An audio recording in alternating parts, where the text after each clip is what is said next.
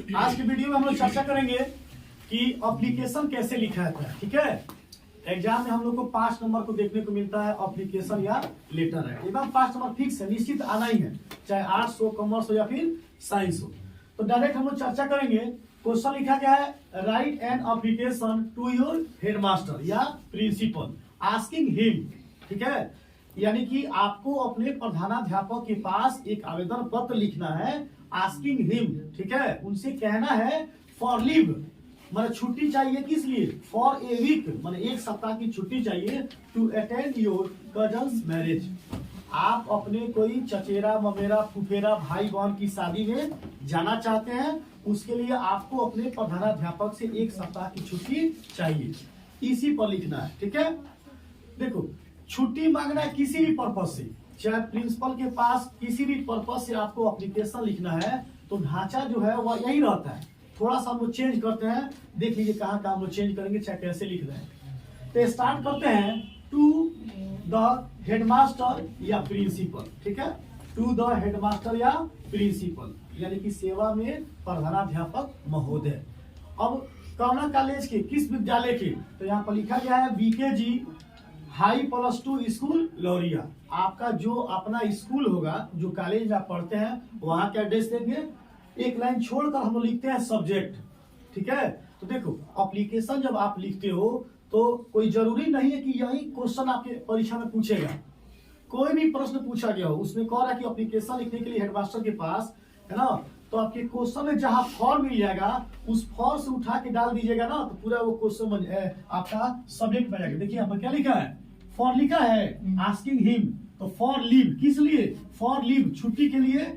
For a week, एक सप्ताह की छुट्टी के लिए।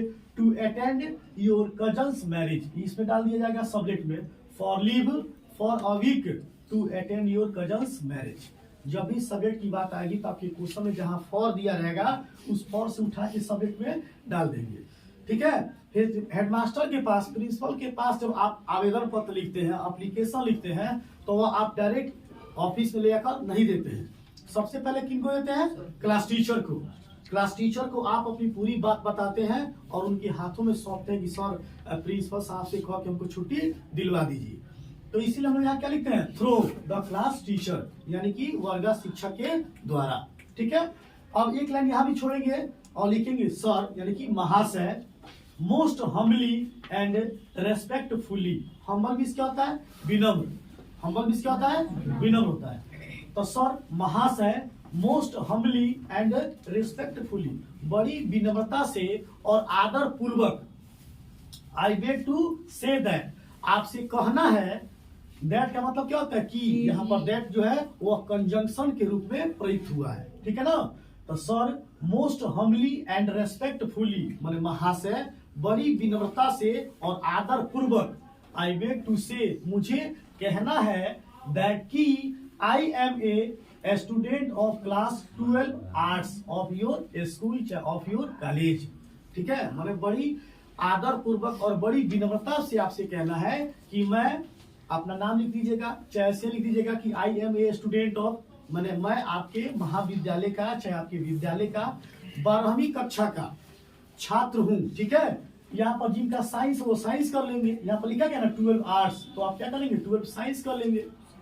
ठीक है, तो कह रहा है कि I am a student of class 12 arts of your college of your school, मैं आपके विद्यालय या महाविद्यालय के 12वीं कक्षा कला संकाय का छात्र हूँ। ठीक है, आगे आते हैं। माई कजन्स मैरिज इज ऑन 26 फरवरी 2023, है ना। कजन्स बताए कि ममेरा फुफेरा, ठीक है, भाई बहन होता है, तो वहां पर लिखा गया कि माई कजन्स मैरिज, माने मेरे चचेरा ममेरा भाई बहन का जो शादी है ना, इज है ऑन 26 फरवरी 2023, माने 26 फरवरी 2023 को क्या है? उसकी शादी है। किसकी शादी? तो जो भी आपके कजन्स है उनकी शादी है।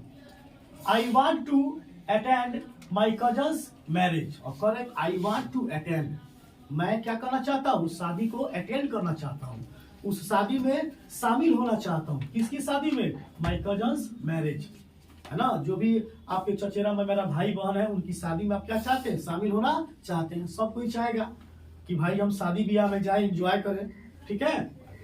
सो इसलिए I can't attend my class, इसलिए मैं अपने क्लास को, अपने वर्ग को अटेंड नहीं कर सकता।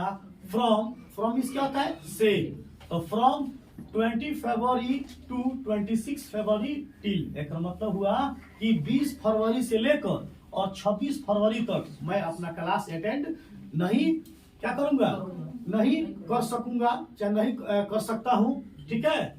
देयरफॉर, इसके लिए आई रिक्वेस्ट टू यू, मैं आपसे नम्र निवेदन करता हूं, आपसे विनती करता हूं, आपसे आग्रह करता हूं, प्लीज ग्रांट मी, कृपया मुझे अनुमति दीजिए।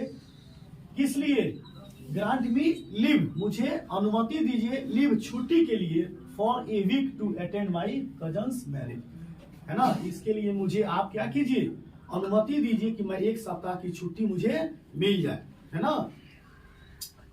कहला भाई, तो to attend my cousin's marriage, मैं अपने कजन्स के मैरिज में जाना चाहता हूँ, इसलिए आप मुझे अनुमति दीजिए कि मुझे एक सप्ताह की छुट्टी मिल जाए।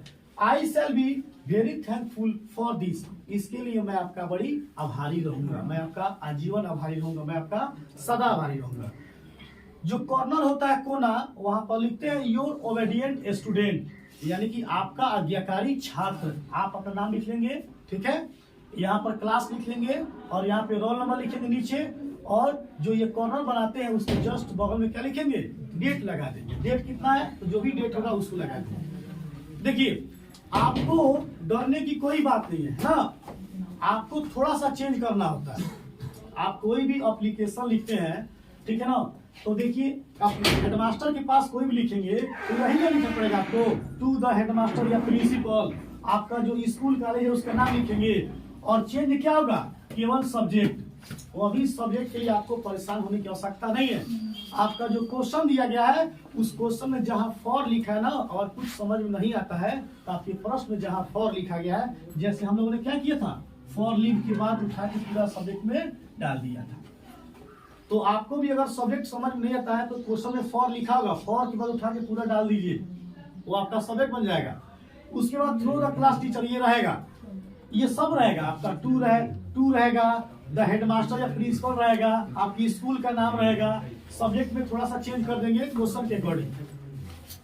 थ्रू द क्लास टीचर हो गया। अब देखिए, आपको यहाँ तक टोटली लिखना है, यहाँ तक ये पूरा रहेगा। Sir, most humbly and respectfully I beg to say that I am a student of class 12 arts of your school. यहाँ तक कोई भी एप्लीकेशन लिखना है, छुट्टी के लिए लिखना है या फी माफ कराने के लिए लिखना है, चाहे कोई भी मैटर हो, तो आपको यहाँ तक लिखना है।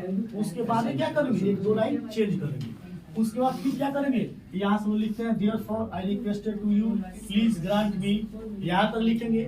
और क्या आपको फी माफ कराना है ना, या फिर हॉस्टल में रहना है तो वही थोड़ा सा यहाँ चेंज कीजिएगा। अब बाकी सारी चीजें यहाँ से जो है ना, I shall be very thankful for this, ये सारी चीजें रहेंगी। तो ये अभ्यास करने वाली चीज है, ठीक है। इसको आप वीडियो को पॉज कर लीजिए, रोक लीजिए, है ना, रोक के आप नोट कर लीजिए और इसी पर मैटर चेंज कर करके क्या करेंगे, आप उसको लिखते रहेंगे, ठीक है।